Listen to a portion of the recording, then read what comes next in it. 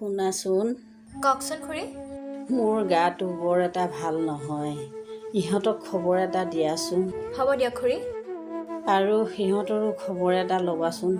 যিমান যি হ'লেও নিজৰ সন্তান যে। হ'ব দিয়ক খুৰী, মই কল কৰি আছোঁ ৰ'ব। হেল্ল' ৰাহুল দা, মই কথা এটাৰ বাবে কল কৰিছিলোঁ। কি কথা কোৱা? মানে খুৰীৰ গাটো ইমান এটা ভাল নহয়। খুৰীৰ গা ভাল নহয় মোক জনাইছা কিয়? যি মাতৃয়ে সন্তানৰ বিপদৰ সময় ৰং চাব পাৰে, তেনে মাতৃক মই মাতৃ বুলি ক'বলৈ লাজ পাওঁ। কৈ দিবা তেওঁক যে মই তেওঁৰ কোনো নহয়। ৰাহুল দা, আপুনি ভুল বুজিছে। শুনা, বেছি কথা নক'বা আৰু।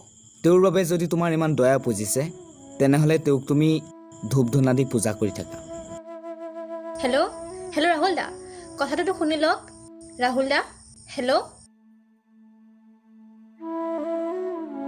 হ'ব দিয়া, নালাগে সি মোৰ বাবে একো কৰিব। মই তাৰ বাবে একো কৰিব পৰা নাই, সেইবাবেহে। হ'ব খুৰী, আৰু একো ক'ব নালাগে। যাৰ বাবে তেওঁ আজি এই পৃথিৱীখন দেখা পালে, আজি তেওঁ সেই মানুহগৰাকীকে চিনিব পৰা নাই। পাব, সময় আহিব এদিন।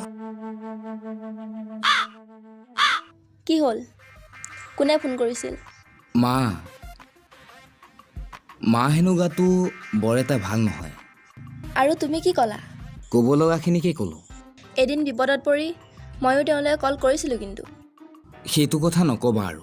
ভগৱান আছে, এদিন যাক অৱহেলা কৰিছিল, আজি তেওঁৰ ওচৰতে কুকুৰৰ নিচিনা পৰিছেহি। শুনা, তোমাৰ মা হয়তো যাবগৈ চাগে। ক'লৈ? যমৰ ঘৰলৈ আকৌ। সেয়েহে তেওঁৰ লগত ভাল হৈ সা সম্পত্তিবোৰ তোমাৰ নামত কৰি লোৱাটো ভাল হ'ব নেকি? তেওঁৰ সন্তান এটাই, গতিকে সা সম্পত্তিবোৰ এদিন মোৰেই হ'ব। তেওঁৰ ভৰিত পৰা কোনো দৰকাৰ নাই।